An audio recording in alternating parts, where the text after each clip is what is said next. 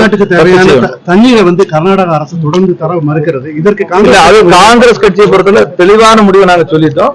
எங்களை பொறுத்தவரை எங்களுடைய மாநிலத்தினுடைய உரிமை, எங்க மக்களுடைய உரிமை தான் முக்கியம். எங்க மாவட்டத்தினுடைய, எங்க மாநிலத்தினுடைய விவசாயிகளுடைய நலன் தான் முக்கியம்.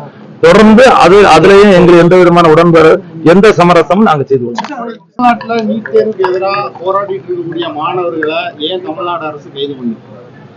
இல்ல, அதாவது கைது நடவடிக்கை என்பது பொதுவா அரசியல் கட்சிகள், இப்ப நாங்க இன்னைக்கு தமிழ்நாடு காங்கிரஸ் கமிட்டி சார்பாக கேண்டில் மார்ச், மெழுகுவர்த்தி ஊர்வலம் கேட்டிருக்கோம். சில இடங்கள்ல பெர்மிஷன் கொடுக்குறாங்க, சில இடத்துல பெர்மிஷன். ஏன்னா அரசு சில முக்கியமான, இப்போ நாகர்கோவில பொறுத்தவரைக்கும் இப்ப கலெக்டரேட் முன்னால ஒரு போராட்டம் தான், சில இடங்கள்ல பெர்மிஷன் கிடையாது.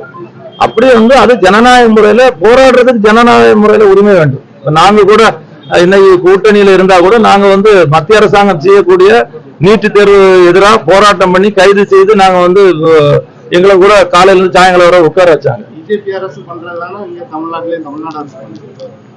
அப்படி கிடையாது. இதையும் நீங்க கம்பேர் பண்ணக்கூடாது. அதாவது தமிழ்நாடு அரசு மிக தெளிவா சொல்லிட்டாங்க, நீட்டுக்கு எதிராட்டு கவர்னர் உரையில சொல்லியிருக்காங்க.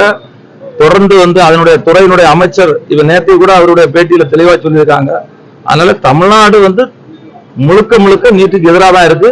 அதுலயும் காங்கிரஸ் கட்சியை பொறுத்தவரையில எங்களுடைய பாராளுமன்றத்தினுடைய எதிர்கட்சி தலைவர் தொடர்ச்சியாக பலகட்ட போராட்டங்களை முன்னெடுத்து இன்னைக்கு பாராளுமன்றத்துல மக்களுடைய பிரச்சனை பேச முடியும். இன்னைக்கு திடீர்னு சொல்லுவாங்க, என்னது ஒரு அவசர ஃபாஸ்ட் ட்ராக் கோர்ட்டுன்னு சொல்றாங்க. இதனால நீதி கிடைச்சிருமா?